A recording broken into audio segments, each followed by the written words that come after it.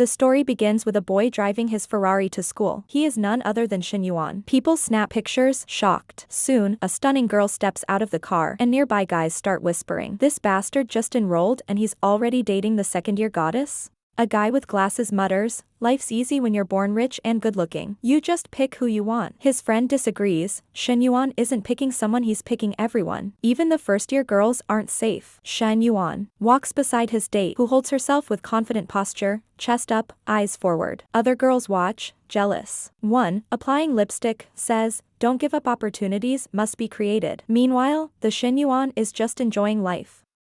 But it doesn't last long. After high school, his family's 3 travel agencies go bankrupt, leaving a lot of debts. At university, Shen Yuan enters his dorm and invites his friends to play League of Legends. They coldly refuse him. In that moment, he realizes they were only around for his money.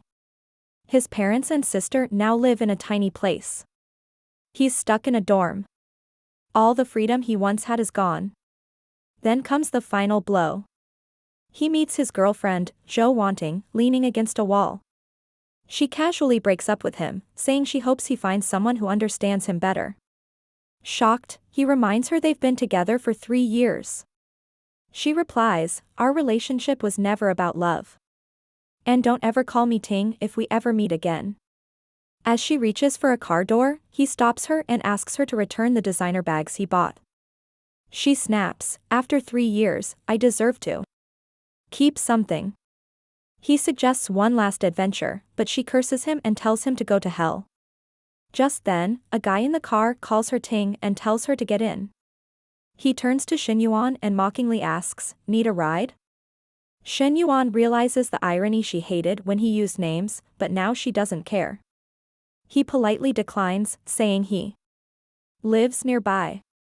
The guy insists, but Shen Yuan knows it's just for humiliation. He leans into the window. "You're a good guy, but I'm fine." He opens the car door for Zhou Wanting and says, "Take care of her, she's a nice girl." The guy smirks, "Don't worry.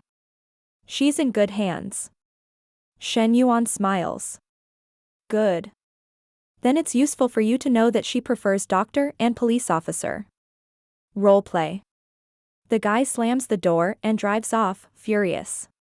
Shen Yuan watches, thinking, he doesn't get it, I was just trying to help.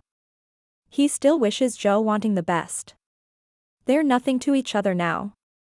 He hopes she finds her perfect life. Then, out of nowhere, a system appears. That's right, everyone should strive to live the perfect life. Shen Yuan stats pop up: age 21, height 182 meters. Shen Yuan stands there, confused, wondering what kind of madness is appearing in front of him. Then, the system speaks, to live the perfect life, he doesn't just need money, he needs admiration from the opposite sex. His first mission, spend money on an appropriate person of the opposite sex with an affinity score of at least 60. By doing so, he will gain admiration. The reward? Whatever amount he spends on her will return multiplied by 3. If the affinity increases in the process, the return is doubled. He stands there, glancing around nervously. Then, the first target appears. She smiles, impressed. Shen Yuan is a real man. A guy shouldn't be suffering just because a girl broke up with him. He's standing there, unsure, and then notices something above her head, a little heart with a 65 inside it. That's her affinity score. Right away, he starts thinking maybe this little system is real. The counselor encourages him, "Cheer up. Don't let this bring you down." Feeling a bit embarrassed, he thanks her, thinking he might have just found an opportunity. She then brings up that he applied for a scholarship, and says it might be approved soon. But clearly, he's putting way too much faith in the system because he immediately tells her, "Don't worry about the scholarship anymore. It wouldn't help much considering how deep in debt my family is." The counselor tells him that if he ever has problems in the future, even romantic ones, he can come to her. Then she smiles, waves, and walks away. Shen Yuan is left thinking she fits all the system's requirements. In theory, the money should triple. It's time to test it. He catches up, gently grabs her hand, thanks her for the kind words, and asks if she'd like to get some milk tea with him. Just like that he's investing. She looks a little shy, but happy. Right away, Shen Yuan starts doing the math. He has just 87 yen. For a 6 yen milk tea, if the money triples, it should jump to 99 yen, and it does. Now he's thinking, what if I just keep spending, on her, and on her, and on her? The money keeps multiplying. This might be his way out. The chance to pay off his family's debts. The opportunity to finally escape this miserable situation. It's time to go back to being his old self, or maybe even better. But multiplying 99 yen is nothing. His first objective, get a large sum of money and the right person to spend it on. And is this madman? He already hit up loans and somehow scraped together 49,684 yen. Sure, there's a risk of getting killed and ruining his credit forever, but it's all or nothing now. The only issue, he has to be careful with the gift he's about to buy for his teacher. She knows he's broke. She might refuse to accept anything expensive. 1 hour later, he buys a bag, spending nearly all the money. The plan? Tell her it's a cheap knockoff, so she'll accept it. She answers the door. And judging by the scent in the air, she's probably cooking with love. She looks a little surprised. He tells her, ever since I started school, you've always taken care of me. I realized how precious your support is and I wanted to bring you a gift. She notices the bag, raises an eyebrow.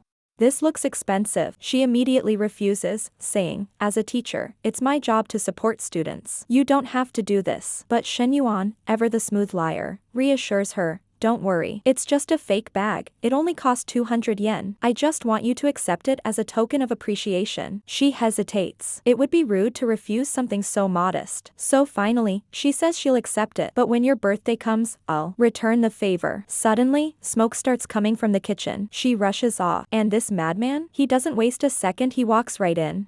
As far as he's concerned, she's not married. He didn't get rejected. He's still alive. That's enough. More importantly, it's time to get that sweet system cash. Transaction, successful. Balance, 120,200 yen. After paying off the loans, he still has plenty left. Li Xiao calls him out. Why are you just standing there staring at your phone? Sit down already. Shen Yuan, though, wants to know, where's her boyfriend? She's over there cooking and casually says, I don't have a boyfriend. Wait, what? This guy instantly moves in to help her take off her apron. Wow, this is a direct move. Unfortunately, the apron is tangled, and it takes way too much effort to get it off. What the hell does this bastard think he's doing? This one? She's the counselor's sister. Her name's Li Meng. And, while Li Xiao tells her to come eat, our boy quickly steps back. Feeling awkward, Shen Yuan gives a small wave, but Ming just says she doesn't feel comfortable with him being in the house. To avoid drama, Shen Yuan decides to leave. Suddenly, he's not hungry anymore. Li Xiao finds it strange. He was just about to sit down, but her sister tells her, don't get close to him. That guy's weird. The counselor defends him, saying, he's just a student. There's no way he'd try anything. Out on the streets, Shen Yuan's biggest concern is figuring out who to spend money on next. It's hard to invest too much in Leah when they don't even have a real relationship yet. Suddenly, someone bumps into him. He looks over, the guy's hand is trembling. Shen Yuan asks, Lao Huang, what happened? Lao says his goddess, Fang Minhui, just went to the movies with some guy named Li Zhanpeng. Shen Yuan is confused. He knows for a fact this guy Li Zhanpeng has never been involved with Fang Minhui, right? But Hang Hao just sighs, crushed. Bro, you don't understand the pain of losing a goddess like that. Then Shen Yuan looks to the side. Suddenly, two baddies show up, the blonde and the dark-haired one. Turns out Lao Huang was right. And now he's grinning like an idiot because she's back. Looks like she didn't move to a hotel with Li Zhanpeng after all. Shen Yuan, however, realizes his friend is destroying his own dignity. At this rate, he'll never have a chance. Then something surprising. Above Minhui's head is a glowing 72 and affinity score.